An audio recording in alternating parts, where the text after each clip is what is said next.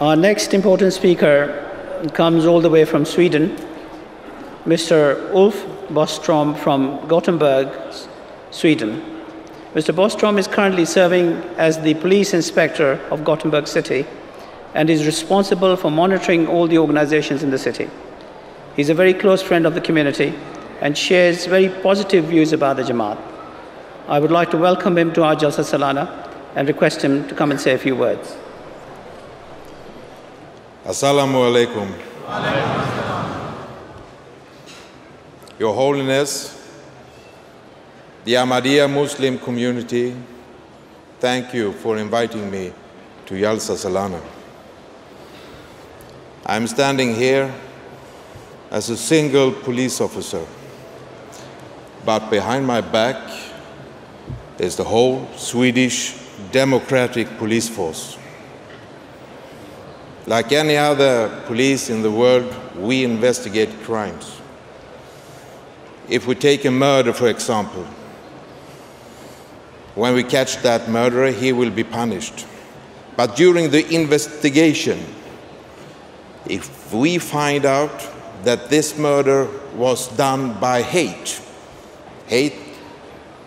that you hate a special political group, or you hate a special religious group, then we see different on it. The punishment will be much bigger for the one that do crimes with hate. Sweden is a unique country. We have had peace for 200 years. My country don't know what war is. But because of all the war, civil war and persecution in the world, we have many refugees and immigrants coming to Sweden. And they let us know what they have been through.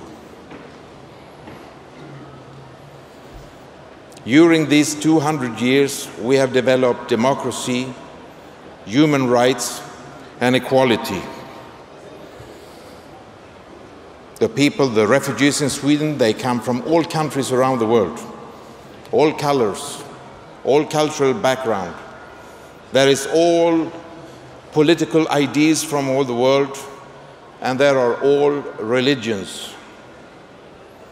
Coming to the religion Islam, we have all Islam in Sweden. We have the different Shia.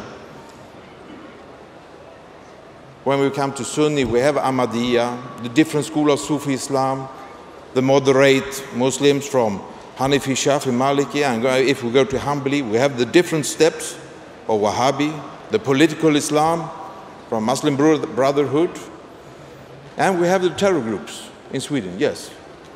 We have Al-Qaeda, we have Islamic State, Daesh, Al-Shabaab, we have it all.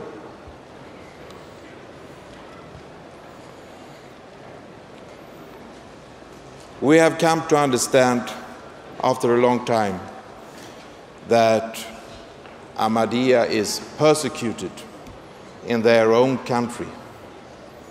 And as a police officer in Sweden, you do investigations. And the investigation of Ahmadiyya is that they are being murdered, tortured, and persecuted in their home country. And why?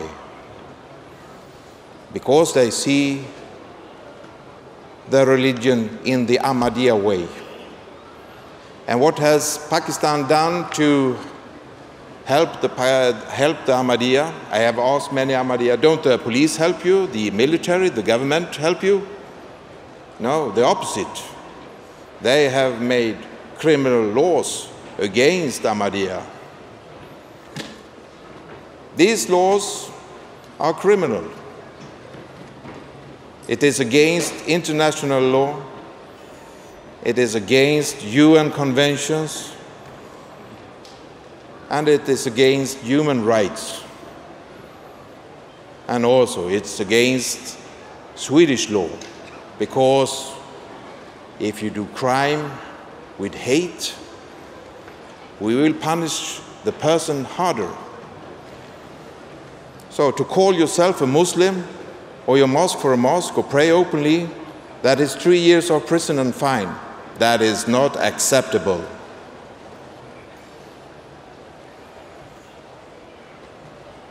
You have one Nobel Prize taker from Pakistan. His name is Mr. Salam. He had the Nobel Prize in physics. He was Ahmadiyya. Before him, long time before him, there was another Nobel Prize taker. His name was Albert Einstein. He said that there is no reaction without an action. And from this we can learn there is no social reaction without a social action. And consider what kind of social action Pakistan have done through Ahmadiyya. Hundreds of thousands of Ahmadiyya have left Pakistan. That is the social reaction.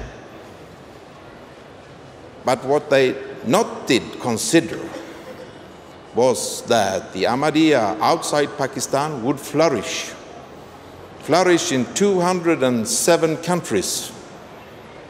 That was not the meaning of the social action they did from your home country. I have spoken to many Muslims in my hometown, and I've asked them, what do you think about Ahmadiyya? And they say, we don't like them. I ask, if you don't like them, do you think it's okay to murder, torture, and to persecute them? And they say, no, it's against the Holy Quran. And one of my friends, he is a Hafiz, and he said, read Al-Hujurat, Ayah 13. He speaks about that we are come from different mothers and fathers and making different tribes. And we are doing this to learn from each other.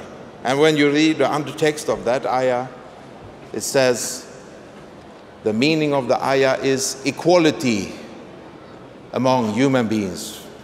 1,400 years ago, the Quran was speaking about human rights. Another Imam told me, read Al-Ma'idah, Ayah 32. If you kill one person, it is like you have killed the whole humanity. But if you save one person, it is like you have saved the whole humanity. I am not scholar in Islam, but I can read and write. And reading this, it becomes very difficult for me to understand how Islam can tolerate persecution and torture and murdering of Muslims.